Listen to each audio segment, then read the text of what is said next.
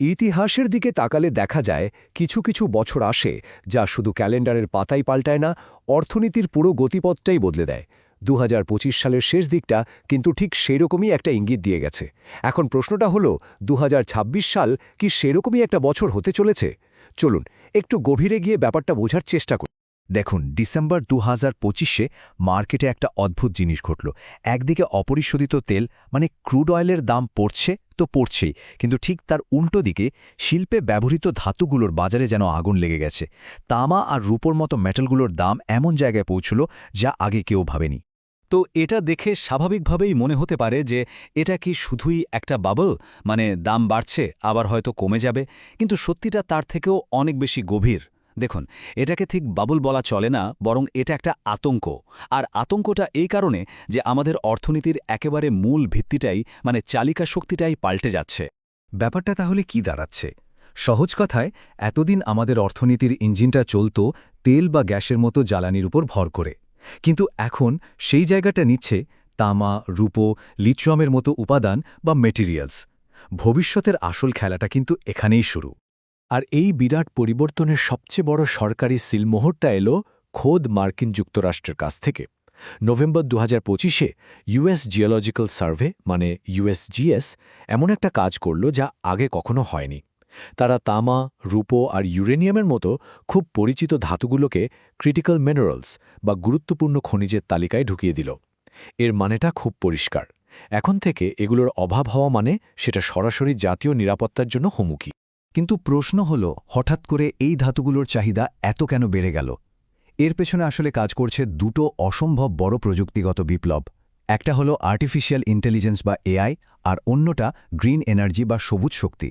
এই দুটো ক্ষেত্র মিলেই এই ধাতুগুলোর জন্য এক অফুরন্ত ক্ষুধা তৈরি করেছে। আমরা অনেকেই যখন এআই এর কথা ভাবি, আমাদের মাথায় শুধু সফটওয়্যারের ছবি ভাসে, কিন্তু এআই আসলে পুরোপুরি একটা হার্ডওয়্যারের খেলা।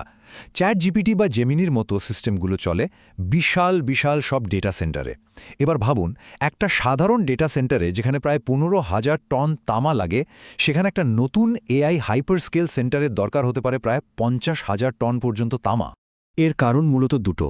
প্রথমত, এআই সার্ভার র্যাকগুলো সাধারণ সার্ভারের চেয়ে প্রায় ৫ থেকে ১০ গুণ বেশি পাওয়ার টানে, যার জন্য অনেক মোটা তামার তারের প্রয়োজন হয়। আর দ্বিতীয় কারণটা হলো কুলিং। এআই চিপগুলো কাজ করতে করতে এতটাই গরম হয়ে যায় যে এদের ঠান্ডা রাখতে লিকুইড কুলিং সিস্টেম লাগে, আর সেই সিস্টেমের পাইপগুলো খাঁটি তামা দিয়েই বানাতে হয়, না হলে গ্যালভানিক করোশনের কারণে সব নষ্ট হয়ে যাবে। আচ্ছা, এবার আসি রূপোর কথায়। রূপো এখন আর শুধু গয়নার ধাতু নেই, একদমই না।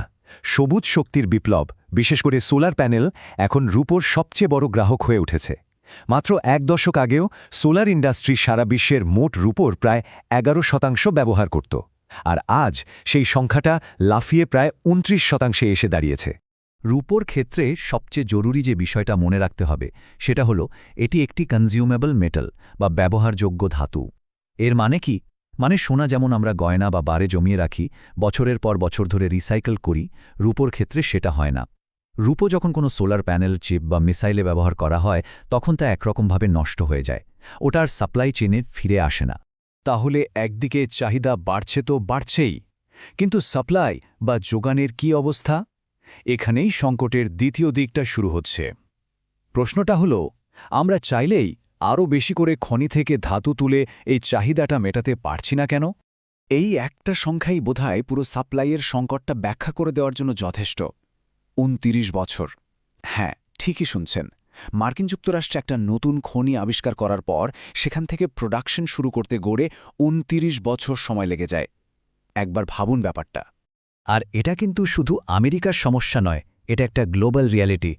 কানাডায় এই সময়টা লাগে ২৭ বছর, অস্ট্রেলিয়ায় ২০ বছর, এমনকি জাম্বিয়ার মতো দেশেও এটা ৩৪ বছর।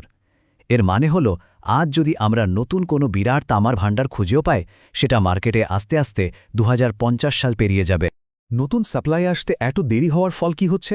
পেপার মার্কেট মানে যেখানে শুধু চুক্তি কেনা বেচা হয়, আর ফিজিক্যাল মার্কেট মানে যেখানে আসল ধাতুটা হাতবদল হয়, এই দুটোর মধ্যে একটা বড় ফারাক তৈরি হয়ে গেছে।